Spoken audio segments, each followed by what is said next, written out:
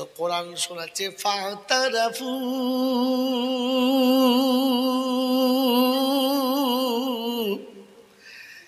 কসম খোদার বলছি, আয়াতে যখন আসি না কলজে ফাটে আর চোখে পানি আসে। বান্দা বলছে ফাতারাফু বিযামবিহিম ফাসুহকাল লিআসহাবিস সাঈর। বান্দা বলবে আল্লাহ সমস্ত গুনাহ থেকে তওবা করছি, আর আল্লাহ বলে ফেরেশতারা ওদের জাহান্নামে পাঠানোর জন্য হুকুম দিচ্ছি। বান্দা তওবা করার নিয়ত করছে, আল্লাহ জাহান্নামে পাঠাবার হুকুম দিচ্ছে। কোরআন নকল করছে ইয়াউমা ইয়া'আদ্দু যালিমু আলা ইয়াদাইহি ইয়াকুলু ইয়া লাইতানি ইত্তাখাযতু মা'আর রাসূলি সাবিলা ইয়া ওয়াইলাতা লাইতানি লাম আত্তাখিযু ফুলানান খালিলা। কোরআন শরীফের পারা নাম্বার 19, সূরার নাম সূরা ফুরকান, আয়াত নাম্বার 28। বাঁদিকের পৃষ্ঠার মিডল পয়েন্ট একটু ভালো করে তাকাস। আল্লাহ বলেন ইয়াউমা ইয়া'দুদ যালিমু আলা ইয়াদাইহি ইয়াকুলু ইয়া লাইতানি ইত্তাখাযতু মা'আর রাসূলি সাবিলা। সেদিন আল্লাহ বলে ওই জালিমরা চিৎকার মেরে কাঁদবে, নিজের হাত চিপিয়ে খেতে খেতে অর্ধেক খেয়ে ফেলবে, আর খেয়ে বলবে ইয়া লাইতানি ইত্তাখাযতু মা'আর রাসূলি সাবিলা।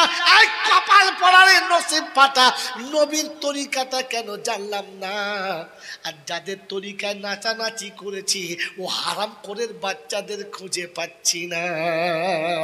মনে থাকবে মৌলানা, পাড়ার লোকে বলেছে ছেলেটা ডাক্তার কর, মাস্টার কর, ব্যারিস্টার কর, প্রফেসর কর, মাদ্রাসায় দিস না, ভিক করে খাবে, ভাত পাবে না। হাসুরের যখন ময়দান শুরু হবে, মানুষ যখন ঘামে সাগরে সাঁতার দেবে, আমার আল্লাহ ওদিন ডাকবে আইনা আইনা আবুল হুফাজ, ওই হাফেজের বাপ কারা দেখ। ও জিবরাইল যা হাফেজের আব্বাকে একবার ডেকে নিয়ে আয়। তুই নিজে গিয়ে মুসাফা কর রে। কার সাথে? হাফেজের বাপের সাথে। কে মুসাফা করবে? জিবরাইল। তোমার আমার মতো ছোটোখাটো মাল না, হাই কোয়ালিটি। এই জোরে বলেন না।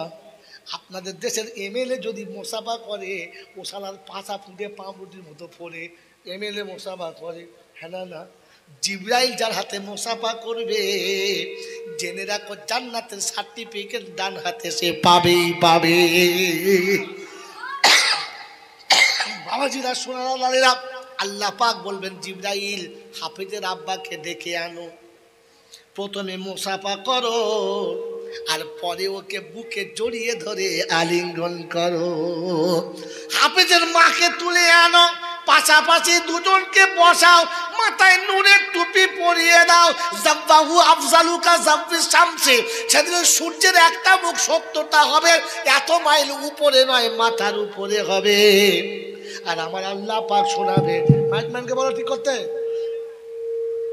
টিউনিং করো, মাইকওয়ালাকে টিউনিং করতে বলো। ভোল্টেজ বেড়েছে ভাই, ভোল্টেজ বেড়েছে। যে জানলে হাত দেন, হাত দিয়ে ওঠে। বাবাজিরা, সোনারা লালীরা, আমার জ্ঞানীজনেরা, সুধী মানুষেরা, আমার সোনামণি মাহিরা বোনেরা, শুনে রাখেন। ওই হাসরের ময়দানে আমার আল্লাহ পাক রব্বুল আলামিন যখন মাথায় নূরের টুপিটা পরাবে, এই গ্রামের নাম কি? খড়মপুরের মায়েরা তখন বলবে, হ্যাঁ রে মুমিনা, তোর মাথায় টুপি কেন রে?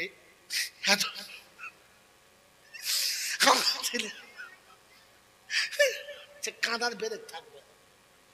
আমার ছেলে ডাক্তার ছিল, আমার ছেলে মাস্টার ছিল, পকেটে মার ছিল, আমার ভাগ্যে জোটে নাই। এ টুপি তুই পেলি কোথায়? ওদিন বলবে বুবু আমার ছেলে মাদ্রাসায় ছিল, আমার ছেলে মাদ্রাসায় ছিল, হাফেজে কোরআন হয়েছিল। আল্লাহ পাক হাফেজে কোরআনের সম্মানার্থে আমার মাথায় টুপি দিয়েছে, ওর বাপের মাথায়ও দিয়েছে। আর দেখ জান্নাতে আরশে তলায় দুজনার বসার জায়গা পেয়ে গেছে। ওই দিন ডাক্তার মাস্টার ব্যারিস্টারের বাপেরা চিববে কি? জোরে বলো হুড়ুম ভাজা। জোরে বলো।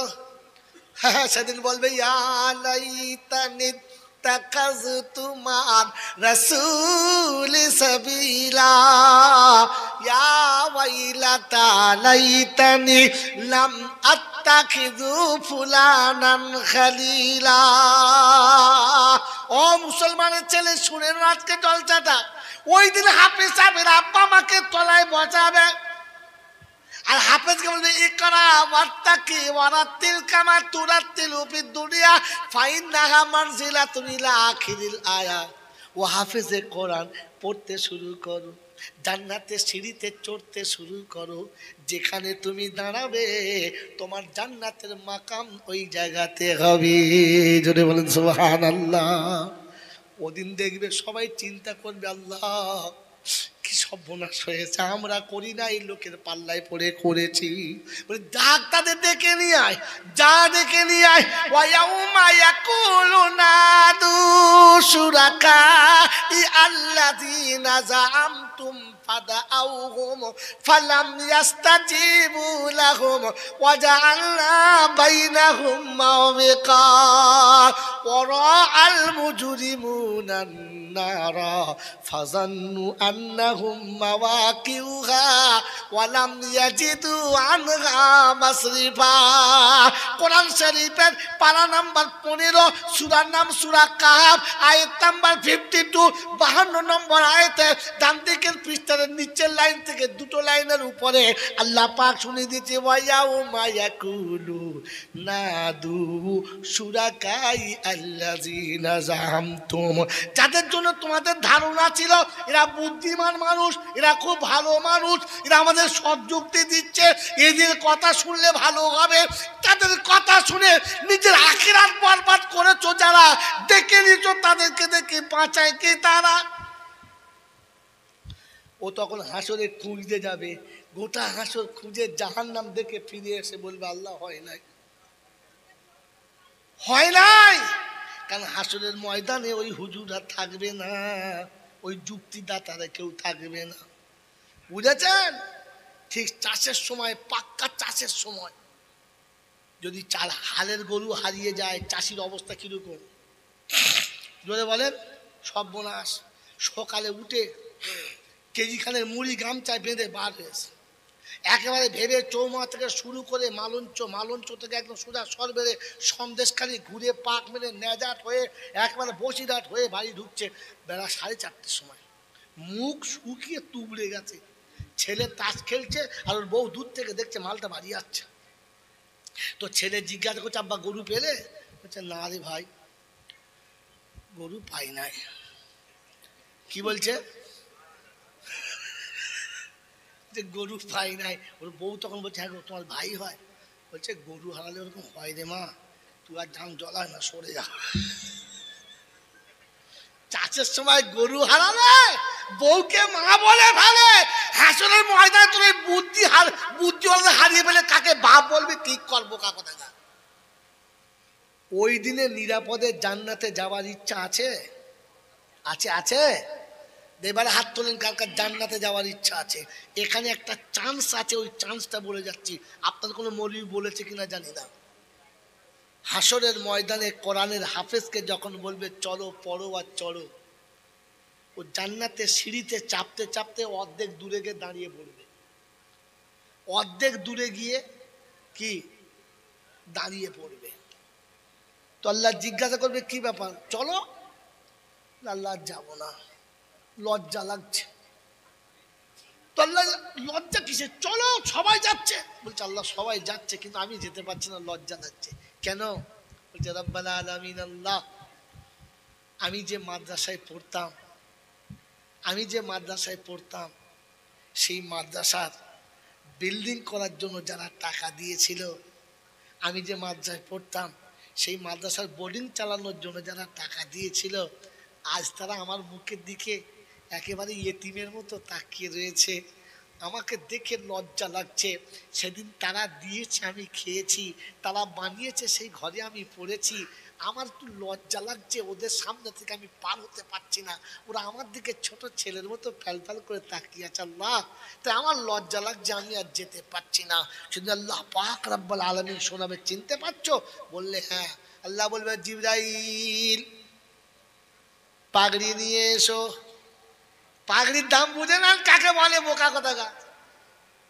সেদিন জিবরাইলকে দিয়ে পাগড়ি আনাবে, আর পাগড়ি আনিয়ে হাফে সাপের পিছনে দাঁড় করাবে, আর বলবে ডাকো, ওদের ডাকো। যারা তোমার মাদ্রাসায় দিয়েছিল, তোমাকে মাদ্রাসায় দিয়ে খাইয়েছিল, ওদেরকে ইশারা করে ডাকো, তুলে নাও, আর চাদরের আড়ালে নিয়ে তুমিও চলে যাও, আর ওই দুটো কেউ জান্নাতে নিয়ে চলে যাও, জান্নাতে নিয়ে চলে যাও। ও খড়মপুরের বাবাজিরা, খয়চানা মতো অনেক করেছ, এখন ধরা তো পড়েই গেছো নাকি? ধরা যখন পড়েই গেছো, একটা চান্স বলে দিচ্ছি বাঁচার, কমপক্ষে ওলামাদের সাথে থাকো। ওলামাদের পিছনে থাকবে, আগে যাবে না। ওলামাদের আগে গেলে মৃত্যু অনিবার্য, কুত্তার মতো কেউ বাঁচাতে পারবে না। আপনাকে আমি দলিল সহ দিয়ে যাচ্ছি, শুনে নেন। আশরাফ আলী থানভী রহমতুল্লাহ আলাইহি বসে আছেন, এক মুরিদ ছুটে ছুটে গিয়েছে, গিয়ে বলছে হুজুর হুজুর। বললে কি? আমি একটা স্বপ্ন দেখেছি। কি বাবা? বলে হুজুর আমি স্বপ্ন দেখছি বাংলার নবাব নবীর সামনে সামনে যাচ্ছে, নবীর সামনে সামনে যাচ্ছে। হযরত বললেন মনে হচ্ছে নবাব সিরাজউদ্দৌলা মরে গেছে। মুরিদ শুনলেন, চুপ করে গেলেন, কিচ্ছু বললেন না। তখন তো টেলিফোনের যোগ ছিল না, তার তোরের ছিল, তাই তিনি ওখান থেকে চিঠি মারফত জানলেন। চিঠি মুর্শিদাবাদে এলো, মুর্শিদাবাদ থেকে আবার চিঠির উত্তর ঘুরে গেল। তিনি লিখেছিলেন এই তারিখে নবাব সিরাজউদ্দৌলা কোথায় ছিলেন, তিনি কি কি অবস্থায় ছিলেন, একটু ডিটেলস জানাবেন। যাকে লিখেছে তিনি লিখছেন, ভাই আপনার চিঠি আসার পরে যে তারিখ আপনি লিখেছেন তার আগের তারিখে নবাব সিরাজউদ্দৌলা মারা গেছে। চিঠি পেয়ে উনি চুপ করে গেলেন। প্রায় 1-1.5 মাস হয়ে গেছে। একদিন হযরতের কাছে খিদমত করছে, খুব ক্লোজ হয়ে গেছে, কাছাকাছি। আর তখন বলছে হুজুর বেয়াদবি হলে মাফ করবেন, একটা কথা জিজ্ঞাসা করব। এ দেখুন ওলামাদের কাছে এরকম জিজ্ঞাসা করবেন, এসে নিচু হয়ে বসবেন, মাথা নিচু করবেন, একেবারে ছোট হয়ে বলবেন হুজুর একটা কথা জিজ্ঞাসা করব। মশলাটা বলেন তো, তুই তোর বাপের জমিদার সঙ্গে দেয়, এই আলেমের সামনে এসে কথা বলছে মানে জমিদারের বাচ্চা, ছাগল কোথায় না। বলুন তো, তোর বাপের গোলাম আছে? আলেমের কাছে এসে হ্যাট হয়ে বসবি, মাথা নিচু করবি, পায়ে হাত রাখবি, অনুমতি নিবি, তারপর জিজ্ঞাসা করবি। হুজুর কিছু মনে করবেন না, বেয়াদবি হবে, একটা কথা বলবো হুজুর। বলে কি? বললে হুজুর আমি সেদিন যে বললাম যে নবাব নবীর সামনে যাচ্ছে, আপনি বললেন মরে গেছে, ব্যাপারটা কি বুঝতে পারলাম না, আগে যাওয়ার সাথে মরার ব্যাপারটা কি? আশরাফ আলী থানভী রহমতুল্লাহ আলাইহি বলছেন বাবা মুক্তাদি পিছনে থাকে না, সামনে। জোরে বলেন, আরে জোরে বলেন না। তো যিনি ইমামতি করেন উনি আলেম, আর পিছনে মুক্তাদি। হ্যাঁ না না, মুক্তাদি পিছনে থাকে, আলেম সামনে থাকে। বলেন তো আলেমের সামনে কে থাকে?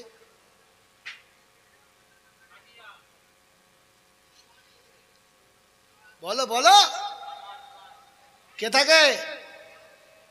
আলেমের সামনে মাইয়ের থাকে, আর কেউ থাকে?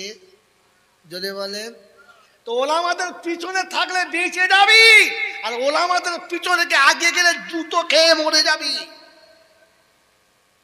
মরার সময় কলমা পাবি কিনা সন্দেহ আছে। ইজাইনুল আবেদিন বলে চলে গেল, তোমার বসিরহাট এলাকার কোনো মৌলবি বলে না, কোন বলবেও না। মেরে বক্তম দুস্তর বুজুর্গ আলেমদের পিছনে থাকবো, ইজ্জতে থাকবে। আলেমের সামনে গেলে মৃত্যু তোমার অনিবার্য, কারণ আলেমের সামনে শুধু মাইয়েতে যায়, জ্যান্ত যায় না। মনে থাকবেন ইনশাআল্লাহ, হ্যাঁ মনে থাকবেন ইনশাআল্লাহ। তো হযরতের পাশে গিয়ে জিজ্ঞাসা করছেন হুজুর ব্যাপারটা বলেন তো। হুজুর বলে দিলেন, আমার বন্ধুরা, আমার আল্লাহওয়ালা ভাইরা, জ্ঞানীজনরা, সুধী মানুষেরা এই আলেমদের সঙ্গে থাকবে ইনশাআল্লাহ। জোরে বলেন থাকবে ইনশাআল্লাহ।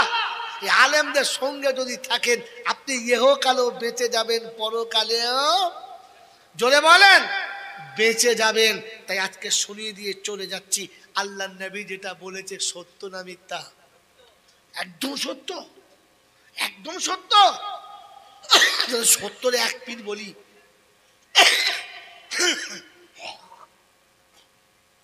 সত্যের দুটো পীঠ আছে। একটা পীর বলে দিচ্ছি, আল্লাহ নবী বলেছেন ইজা মাতা ইবনা আদম ইনকাতা আমালাহু ইল্লা মিন সালাসা। আদমের বেটা যখন মরে যাবে সব আমল বন্ধ, তিনটে চালু থাকবে। একটা সাদকায়ে জারিয়া, একটা ইলমি ইয়ানতাফিউ বিহা, একটা ওয়ালাদিন সালিহিন ইয়াদু লাহু। কমপক্ষে একটা ভালো ছেলে রেখে যাও। কি রেখে যাও? আল্লাহ বলে নাই, নবী বলে নাই দুতলা বাড়ি করে রেখে যাও, দুটো দোকান করে রেখে যাও, অনেক টাকা রেখে যাও, সোনা দানা ব্যাংক রেখে যাও। কি রেখে যাও? কি রেখে যাও? ভালো ছেলে রেখে যাও। কারণ কি? এই কারণটা শুনে নেন আর বাড়ি চলে যান, আপনাদের আর আটকাবো না। বন্ধু, আপনি তো 10 মিনিটে চলে যাবেন, এখান থেকে সুদূর বর্ধমান যেতে হবে। কাল আমার ঘরে এক এতিমের বিয়ে, সেই বিয়েতে আমাকে অ্যাড করতে হবে, তখন আমি যেতাম না। এ বন্ধু, দোয়া করেন প্রতি বছরের জন্য কমপক্ষে একটা করে এতিমকে বিয়ে দিতে পারি, বলুন আমিন। বাবাইরা, ওই এতিম বাচ্চাটা আমাকে আসরের পরে ফোন করছিল, দাদা আপনি আসবেন না? আলাম করছি, আমি যত রাত হোক তোকে প্রভাতের আগে গিয়ে রাতে দেখা করব, তুই ঘাবড়াস না, তোর বিয়েটা আমি পড়াবো ইনশাআল্লাহ। কি বলেন জি? তাকে যত রকমের সামান যা লাগে সব ব্যবস্থা হয়ে গেছে। আমার আহলিয়া সেখানেই বসে আছে, আমার বেটি সেখানেই বসে আছে, আর এই আশা নিয়ে সে বসে আছে যে মা বাপ না থাকলেও আর একটা মা বাপ আছে। ইনশাআল্লাহ সেখানে সকালে দেখা হবে, তার আগেই যাওয়ার চেষ্টা করব, আল্লাহ যদি নিয়ে যায়। মেরে মোহতম দোস্তর বুজুর্গ, তাই বলে যাচ্ছি শুনে নেন, যদি আমি হঠাৎ এক্ষুনি এখানে মারা যাই, মরে যেতে পারি না? পারি না? তো আমার লাশটা বাড়িতে ফিরাবেন না আপনারা খেয়ে নেবেন? ফিরিয়ে দেবেন। যখন আমার লাশটা বাড়িতে যাবে, তাই হুজুর বলবে আমি গোসল দিয়ে দেবো, এই হুজুরা বলবে আমরা কাপড় কেটে দেবো, আপনারা সবাই জানাজা পড়ে দেবেন। হ্যাঁ না? না, তাতে আমার কি লাভ হবে? কিচ্ছু হবে না, কিচ্ছু হবে না। তবে শুনে রেখে দেন, রাসূল বলেছে ছেলে রেখে যাবি। আমার লাশটা যখন বাড়িতে যাবে, প্রথম আমার বাচ্চা ডুকরে কেঁদে বলবে আব্বা এমন জলসা করতে গেলে যে জীবনের মতো বিদায় নিলে আর দেখা হলো না। এরপরে যখন সকালে গোসলের টাইম হবে, তো তখন আমার ছেলে নিজে বলবে গোসল আমার বাপকে আমি দেবো। ছেলে পানি গরম করেছে, বৌমা পানি গরম করেছে, আর ছেলে গরম পানি নিয়ে পাশে দাঁড়িয়ে বাপের যখন গোসল করাবে, সত্য বলেন শুধু গোসলে পানি হবে না, চোখের পানি হবে। কাঁদবার বলবে আব্বা যখন যেটা চাইতাম তুমি এনে দিতে, এবার কার কাছে চাইবো বলে গেলে না। বিয়ে করে দুটো ছেলের বাপ হয়েছি, এখনো একটা সুতো পর্যন্ত কিনি না। যা হয় বলি আব্বাকে বল, এবার কাকে বলবো? মনে হবে না? হবে না? মনে হবে না? হবে না? এইটা মনে হবে। আর যখন গোসল দেবে চোখে পানি থাকবে না? থাকবে না? থাকবে। গোসলের সঙ্গে চোখের পানি। এরপরে কাফনের কাপড় কেটে যখন আমাকে পরাবে, তখনও মনে মনে হবে আব্বা শেষ জামা পরিয়ে দিচ্ছি, আর তোমার জামা পরতে হবে না। বেটার চোখের পানিতে বাপের কাফনটা ভিজবে। বন্ধু, আর শিখিয়ে দিয়ে যাচ্ছি নবীর সুন্নতটা। যখন জানাজার পরে কবরে শোয়াবে, তো ছেলে বাপের মাথার কাছে বসে কাফনের কাপড় খুলে দিয়ে সালাম দেবে আর বলবে আব্বা আসসালামু আলাইকুম, সারা জীবন তোমার পাশে থাকতাম, তুমি আমাকে সে সান্ত্বনা দিতে, আজ তোমাকে বলে দিয়ে যাচ্ছি আব্বা আজ একা হয়ে যাচ্ছি। কিছু জানতে হলে কোথায় জানবো, কিছু বলতে হলে কাকে বলবো? তাই জীবনে যখন আটকে যাব ছুটে তোমার কবরের কাছে আসবো। আব্বা তুমি ঘুমাও, আমি আছি, পালাই নাই। কবর থেকে উঠে পাশে বসবেন, চলে যাবেন না। বাপের কবরের কাছে বসবেন, চোখের পানি পড়লে ফেলবেন, পালাবেন না। ওই সময় ইবলিস আসবে, ওই সময় ইবলিস আসবে। কি আসবে? ইবলিস এসে আপনার হাতটা ধরে বলবে চ বাপের কবরের কাছে কাঁদিস না, চ। জানবেন ইবলিসে হাত ধরেছে, ফেরেশতায় নয়। কি হাত ধরেছে? জীবনে উঠবেন না, বসে থাকবেন। সবাই মাটি দিয়ে যখন চলে যাবে, বাপের কবরের উপরে হাতটা বুলিয়ে দেবেন, আর সেই সময় একা বলবেন রব্বি রহমহুমা কামা রব্বায়ানি সগীরা। আল্লাহ পাক বলে ফেরেশতারা কি হলো রে? বলছে আল্লাহ পিতাহারা সন্তান তীর খাওয়া পাখির মতো কাঁচা মাথার খেয়ে পড়েছে, আর বাপের সঙ্গে বেটা কেঁদেছে। আর তুমি যা বলেছিলে তাই বলেছে। আল্লাহ পাক বলে, আমি দেখেছি ওর চোখের পানি গোসলে ছিল, ওর চোখের পানি কাপড়ে ছিল, ওর বাপের কবরে ও বসেছিল, আর কবরের উপরে ওর চোখের পানি ছিল। ও কত কেঁদেছে দেখেছি, কি বলেছে শুনেছি, তুই সাক্ষী থাক। ওই বাচ্চার চোখের পানির কারণে বাপের কবরটা জান্নাতের বাগান হয়ে গেছে, আর চোখের পানির কারণে ওর জীবনের গুনাহগুলো পরিষ্কার হয়ে গেছে। আমি আল্লাহ ওকেও মাফ করলাম, ওর বাপের কবরটা জান্নাতের বাগান করে দিলাম। রাসূল বললেন, যোগ্য ছেলে রেখে যাও। কি রেখে যাও? যোগ্য ছেলে বানাতে গেলে এই কারখানায় বানাতে হবে, অন্য কোথাও না। যদি কোনোদিন আপনার যুবক ছেলে মারা যায় কিংবা মাসুম বাচ্চা মারা যায়, তো গোসল কাউকে দিয়ে দেওয়াবেন না। 6 বছর 8 বছরের বাচ্চা মারা গেছে, আপনার আত্মীয়রা সবাই এসেছে, সবাই কাঁদছে, আপনি আর্তনাদ করবেন না, চোখের পানি অবশ্যই পড়বে, কিন্তু আপনি চিল্লাবেন না। গোসলের যখন টাইম হবে, বিবির হাতটা ধরে বলবেন, ফাতেমা চলো, চলো উঠে এসো। বাচ্চা ছেড়ে মা উঠবে না, টেনে তুলবেন। সবাই ভাববে কোথায় নিয়ে যাচ্ছে বিবিকে, বাইরে এনে বলবে, তুমিও কাঁদছো, আমার আব্বা গোসল করবে, তুই পানি গরম করে দিবি না? আমার বাচ্চা গোসল করবে, তুই পানি গরম করবে না? চলো। বাপ বালতিতে পানি এনেছে, আর মা বসে বসে পানি গরম করছে। পানি যতটা গরম হচ্ছে, মায়ের কলিজা তার থেকে বেশি ফেটেছে। এই বন্ধু, বাচ্চাকে গোসল আপনি দেবেন, সাবান দিয়ে বাচ্চার গোসল দেবেন। বাচ্চা যখন পড়ে থাকবে তখন গোসল হবে, আর মনে হবে আব্বা প্রতিদিন গোসল করার সময় ছুটে পালাতিস, আজ একবার পালা, একবার পালা, একবার ছোট দেখি একবার। বাচ্চা ওঠে না, বাপের চোখের পানি টপ টপ টপ টপ করে পড়ছে, গোসল দেওয়া হয়ে গেছে, কোলে করে তুলে নিয়ে বিবির কোলে দিয়ে বলো, গাটা মুছিয়ে দাও। মা বাচ্চাকে বুকে নিয়ে চোখের পানি ভেজা আঁচল দিয়ে বাচ্চার দেহ মুছিয়েছে, আর বলেছে, আব্বা পেটে জায়গা দিলাম, কোলে দিতে পারলাম না, তাই তোর আব্বার কোলে তুলে দিচ্ছি, আর কোনোদিন তোর আব্বা আমার কোলে ফিরিয়ে দেবে না। যেদিন কিয়ামতের মাঠে তোর সঙ্গে দেখা হবে, তার আগে আর দেখা হবে না, যা। বাচ্চার গোসল দেওয়ার পরে বাপ যখন কাপড়ের কাপড়টা কাটবে, কাঁচিটা কাপড়ের উপরে চলবে, আর আঘাতটা বাপের কলিজার উপরে চলবে। কাপড় কাটা হয়ে গেছে, বাচ্চাকে কাপড় পরাচ্ছে, কর্পূর আর গোলাপ পানি নিয়ে পাশে মানুষ দাঁড়িয়ে আছে। বাপ কাপড় পরাচ্ছে আর বলছে, আব্বা ঈদের জামা তোর পছন্দ হয় নাই, কুরবানির জামা তোর পছন্দ হয় নাই, ঈদেই পছন্দ ছিল, চল আমি বানিয়ে দিলাম, চল। বাচ্চাকে বাপ যখন কাপড় পরাচ্ছে, চোখের পানি পড়ছে, ফেরেশতারা বলেছে আর কর্পূর দিতে হবে না, আর গোলাপ পানি দিতে হবে না, আর জমজম দিতে হবে না, খালি পাটা পাটা, জমজম লাগবে না, পাটা। জানাজার পরে বাচ্চাকে কোলে করে আপনি শোয়াবেন, কবরে শুইয়ে দিয়ে কপালে একটা চুমু খেয়ে বলবেন, আব্বা ঘুমা, তোকে কোলে না নিয়ে কোনোদিন ঘুমাতাম না, আজ তোকে রেখে চলে যাচ্ছি, কোনোদিন তুই আর আমার কাছে যাবি না, তুই ঘুমা চুপ করে।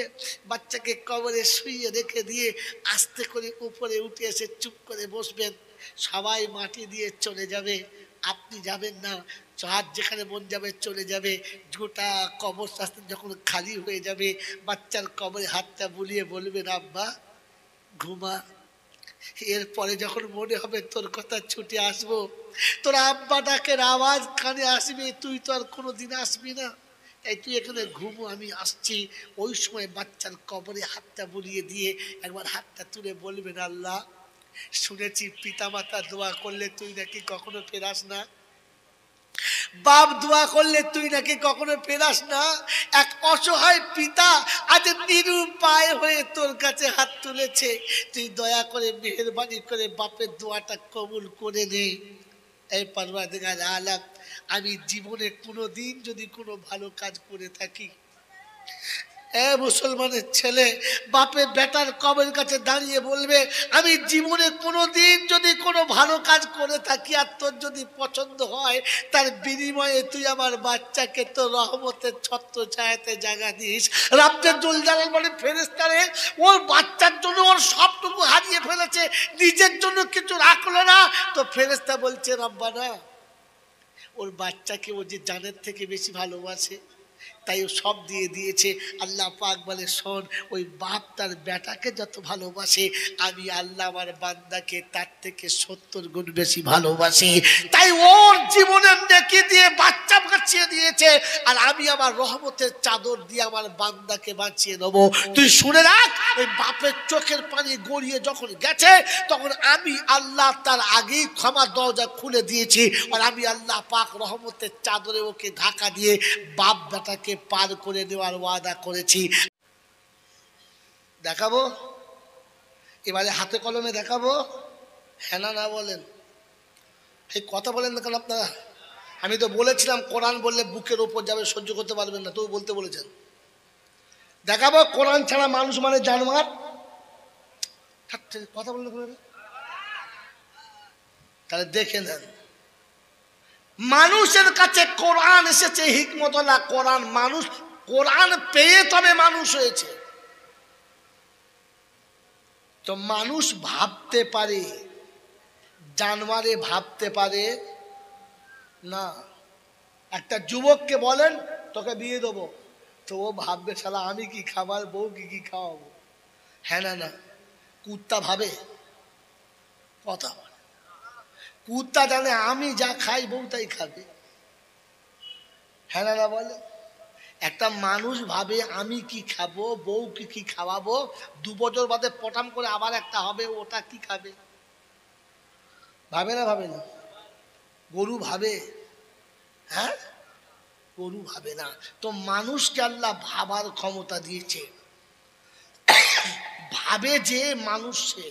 কথা বুঝেছেন? কথা বুঝেছেন? জোরে বলেন, বুঝেছেন? আপনাদের গোয়ালে গরু আছে, সকালে যখন ছেড়ে দেন তখন গরু গোয়াল থেকে বার হয়ে লেজ তুলে চা করে পেচ্ছাপ করে। ও ভাবে যে আমার সব ইজ্জত দেখা যাচ্ছে, ভাবে। আর তোমার পাঁঠাটা যখন রাস্তার কাছে পাইপ খুলে চা করে পেচ্ছাপ করে, ও পাঁঠাটা ভাবে যে আমার ইজ্জত লোকে দেখছে।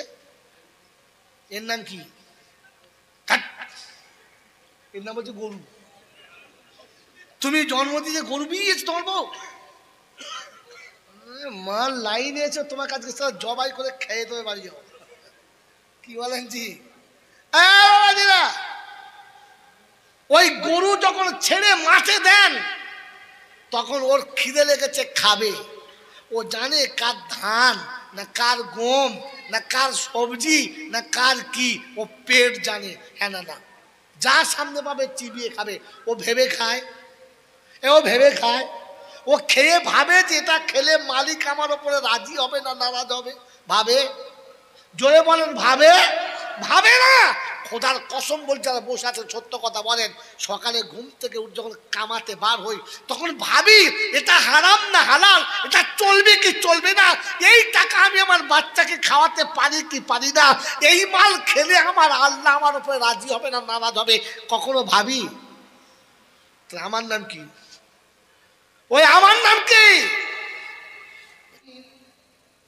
وقال أيضا إن هديناه السبيل إما شاكرا وإما كفورا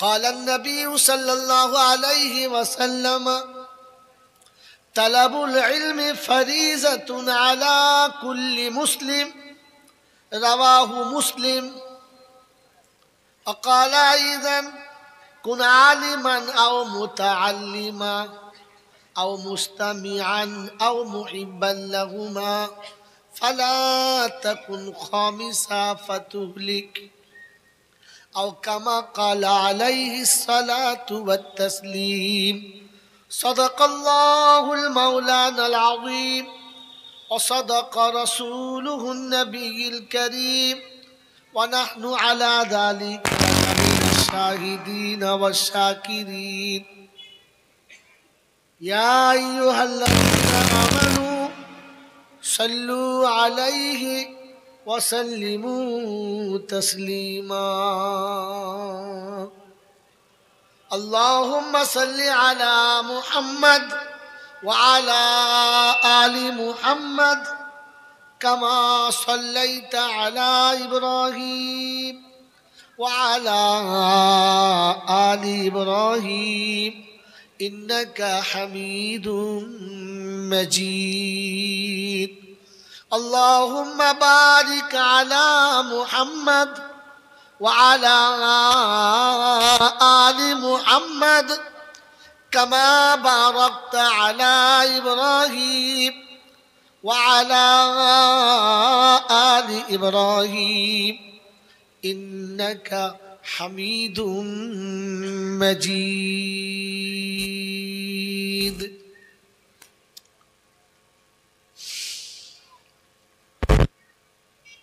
दर्द दिल किससे कहूँ दर्द दिल किससे कहूँ कोई तो गम खार नहीं ऐ खुदा तेरे सिवा कोई तो मददगार नहीं मेरे मोहतरम दोस्त और बुजुर्ग अल्लाह पाक के लाख शुक्रिया তিনি আমাদেরকে বড় ভালোবেসে নিরাপদে নিশ্চিন্তে সুস্থ শরীরে এমন এক প্রতিকূল পরিস্থিতির পরেও শয়তানের পাছায় লাত মেরে রহমানের সঙ্গে বন্ধুত্ব করে ফেরেশতাদের সাথে গলায় গলা মিলিয়ে জান্নাতের বাগানে বসার আসার বলার এবং শোনার সুযোগ পেয়েছি আর সেটাকে সদ্ব্যবহার করতে পেরেছি এজন্যে মুক্ত কণ্ঠে কৃতজ্ঞতা স্বীকার করে বলি আলহামদুলিল্লাহ।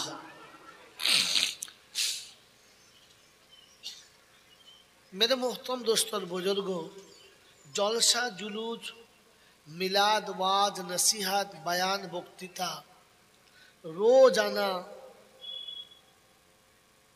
हर टाइम चारिदिके एकटा दुटो होच्छे শুনছি আর শুনতে শুনতে প্রায় সব শুনে ফেলেছি। এখন বক্তা যেই বয়ানই করুক সেটাই পুরাতনই হবে, একটু মেজে ঘষে কালার দেবে কি জি, তার বেশি আর কিছু না। এত দূর থেকে যখন আমাকে এনেই ফেলেছেন আর আল্লাহ যখন আমাকে পাঠিয়ে দিয়েছে তখন কিছু সত্য জেনে যাওয়ার তৌফিক দান করুক, বলুন আমিন। মেরে মোহতরম দোস্তর বুজুর্গ, গল্প বলবো না কোরআন হাদিস বলবো? জোরে বলে। এই কোরআন হাদিস বললে কিন্তু অনেক সময় পক্ষেও যাবে অনেক সময় বিপক্ষেও যাবে।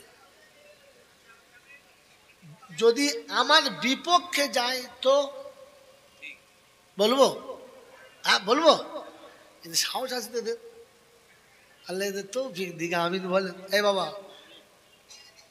এমন কাজ করিস না যে কোনো মানুষ বিতৃষ্ণ হবে, ঠিক সাইড করে লাগা কাজ কর। বাবাজিরা সোনার আর লালেরা শোনেন, আমি ওদের যা বলার বলেছি আর কিছু বলেন। মেরে মোহতরম দোস্তর বুজুর্গ, জলসা ওয়াজ মিলাদ নসিহত শুনতে শুনতে এমন একটা জায়গায় এসে গেছি আর জলসার প্রতি তেমন ভক্তি আছে নাই। আর প্রত্যেকটি মানুষের কাছে একটাই কথা, এত জলসা এত মিলাদ হচ্ছে, কই মানুষ পরিবর্তন হচ্ছে? হয় নাই। তাহলে আজকে জলসাতে এতটুকু শুনে যাব যে পরিবর্তন না হওয়ার আসল কারণ কি। কি শুনবেন ইনশাল্লাহ? জোরে বলেন শুনবেন ইনশাল্লাহ?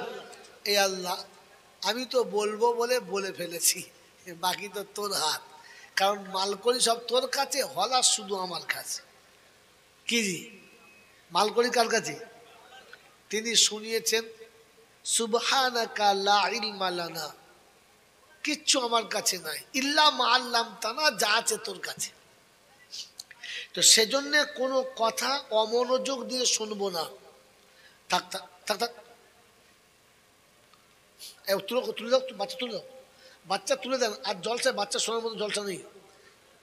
শোনেন কি বলি ভাই, ওই জায়গাটা ফাঁকাটা পূরণ করেন তো, ওই জন্য শয়তান ঢুকছে। সোজা আসুন, সোজা আসেন, সোজা বাচ্চা জায়গাটা ভরলেন, ভরলেন জায়গাটা, ভরলেন ভরলেন ভরলেন। এই পিছের মানুষ সোজা আসুন, জায়গাটা সোজা আসুন, আসুন, সময় নষ্ট করুন, আপনার লস যাচ্ছে, আমার লস যায় না, আমি তো এমনি করে পালাবো। শোনেন মেরে মোহতম দোস্তর বুজুর্গ, তাহলে কথা যখন শুনবেন ধ্যানের সাথে, শোনার পরে কথাগুলো বুঝবেন।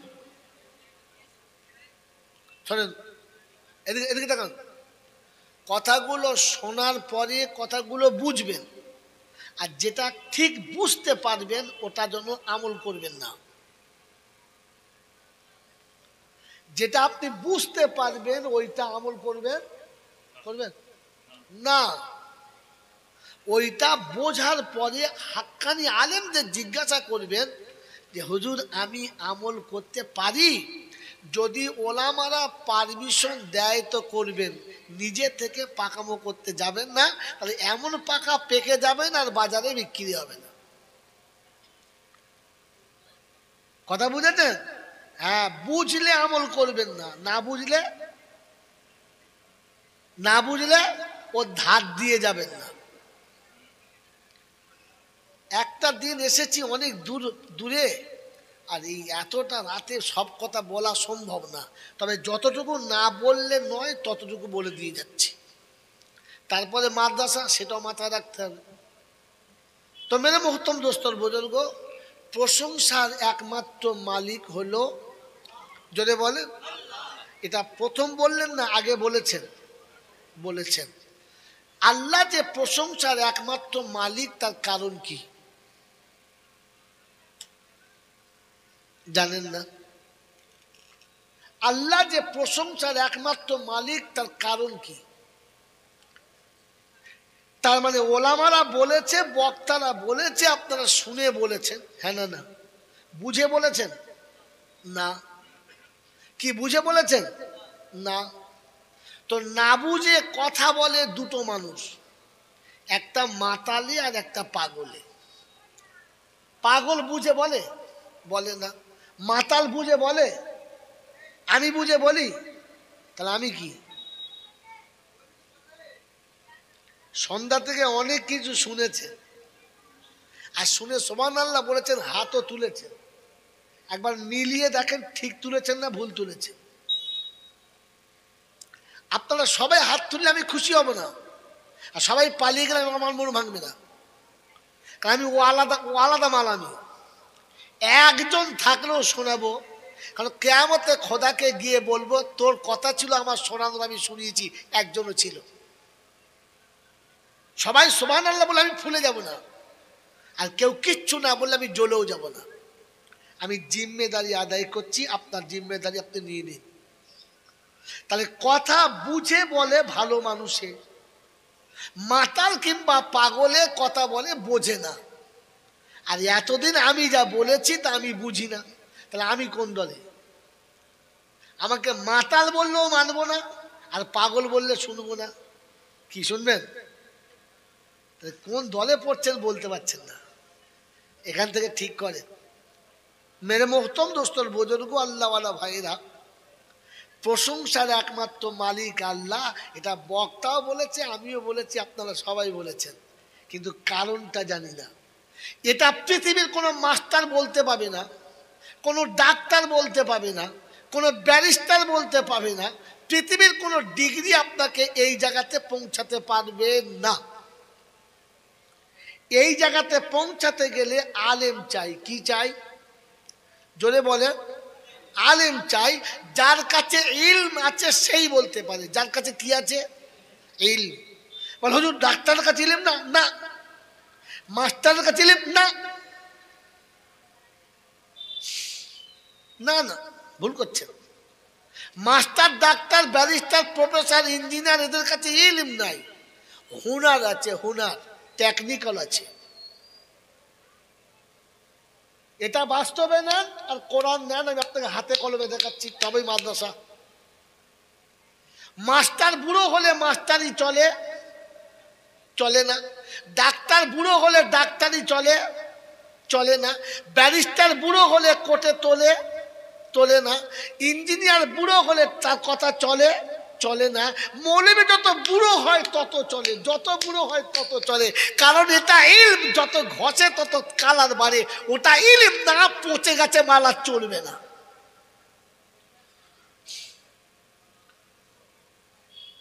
প্রথম থিওরি, দ্বিতীয় থিওরি।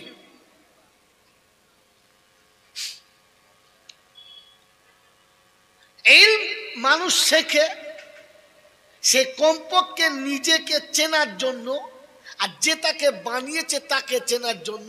আমি কে আর আমাকে বানিয়েছে কে, এই বিদ্যে যে শেখে ওটার নাম ইলম। একটা মেকানিকের কাছে যান, দুটো ছোকরা আছে, আছে না? হ্যাঁ বাবা, কালি ঝুলি মেখে কেন, কি করবি কি? বলছে জি একদিন বড় হব, মারাত্মক মেকানিক হব, বিশাল বড় গ্যারেজ খুলবো, 40খানা 4 চাকার মালিক হব। তখন বাড়ি গাড়ি আর দেখবে খালি আমার স্ট্যাটাস। আচ্ছা ঠিক আছে। একটা কাঠের দোকানে গেছে, গিয়ে দেখে দুটো ছেলে কাঠের ধুলো মেঘে ভূত। এই তুই কি করছিস? বলছে আমি এখানে কাজ শিখছি। কেন? বলছে আগে মারাত্মক মিস্ত্রি হব, ফার্নিচারের দোকান করব, অনেক টাকা কামাবো। হ্যাঁ না বলেন? একটা স্কুলের ছেলেকে জিজ্ঞাসা করেন কি করছিস, রাত জেগে বসে বসে কি পড়ছিস? বলছে আমি ভালো ডাক্তার কিংবা মাস্টার হব, অনেক টাকা কামাবো, মারাত্মক বাড়ি গাড়ি করবো, স্ট্যাটাসে বাঁচবো। হ্যাঁ না বলে? জোরে বলে। বাস থিওরি একই, আলাদা না। ও মেকানিক টাকা চায়, ছুতর মিস্ত্রি টাকা চায়, ডাক্তার মাস্টার ব্যারিস্টার টাকা চায়। একজন মাদ্রাসা ছেলেকে জিজ্ঞাসা করেন কি পড়ছিস? বলছি কোরআন শরীফ পড়ছি। কি হবে? বলছে আমি আমাকে চিনবো আর আমার বানানেওয়ালাকে চিনবো। দুনিয়া কত পাবো এটা ভাবে না, দুনিয়ার মুখে লাত মেরে রবের সঙ্গে পরিচয় করায় যারা, ইলম শিখেছে তারা, আলিম হলো তারা, আল্লাহর কাছে পেয়ারা তারা। মনে থাকবেন ইনশাআল্লাহ। তো আপনার কাছে ইলম নাই, জানবেন কি করে? ইলম থাকলে তো জানতেন। প্রশংসার একমাত্র মালিক আল্লাহ, কারণ তিনি আমাকে আর আপনাকে মানুষ করেছে। কি করেছে বলেন তো, কি লাভ হয়েছে? যদি বলতে পারেন আজকের জলসার 25,000 টাকা আপনাকে আমি দিয়ে চলে যাব, জানেন না আল্লাহ আপনাকে আমাকে মানুষ করে আপনার আমার ইজ্জত বাঁচিয়ে নিয়েছে। কি বাঁচিয়ে নিয়েছে? কোথায়? যেদিন তোমাকে আমাকে বানাচ্ছিল সেদিন ফেরেশতারা সবাই আপনার আমার বিপক্ষে ছিল, আপনার আমার ইজ্জতের ধাজিয়া ওড়াচ্ছিল। আল্লাহ এই জাতিকে পাঠাবেন না, এরা মাকে ভাত দেবে না, বাপকে ভাত দেবে না, ঘরে বউ রেখে পরের বউলে পালাবে, এরা মদও খাবে, এরা সুর হারাম সব খাবে। এ কুত্তাকে তৈরি করবেন না, বলেছে না বলেন?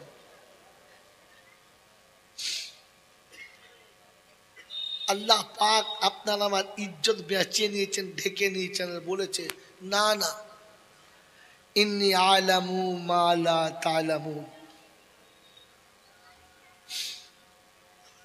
আল্লাহ পাক শোনাচ্ছেন, মানুষ তোকে মানুষ করে আমি তোর পক্ষে গেছি, দুনিয়া তোর বিপক্ষে যাচ্ছে, আমি তোর পক্ষে গেছি।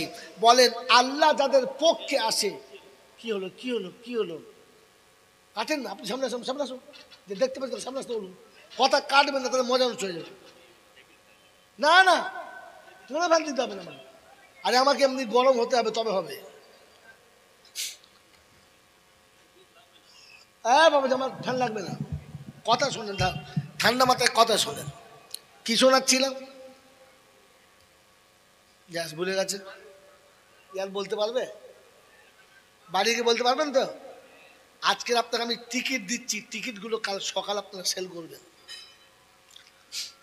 মেরে মোহতরম দোস্তর বুজুর্গ আল্লাহওয়ালা ভাইয়েরা, তো আল্লাহ আপনার আমার পক্ষে গেছে আর ফেরেশতাকে বিপক্ষে দিয়েছে।